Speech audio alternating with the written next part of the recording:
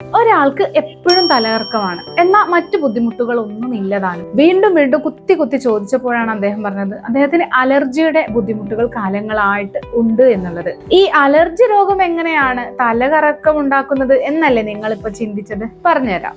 Allergy അധികമായി നിൽക്കുന്ന സമയത്ത് അലർജിയുടെ അണുബാധ നമ്മുടെ ഇന്നർ ഇയറിനെ അല്ലെങ്കിൽ ചെവിയുടെ ഉൾഭാഗത്തെ ബാധിക്കുകയും അത് ബാലൻസ് ഇഷ്യൂസിനും അതുപോലെ തലകറക്കം ഉണ്ടാകുന്നതിനും കാരണമാകുന്നുണ്ട്.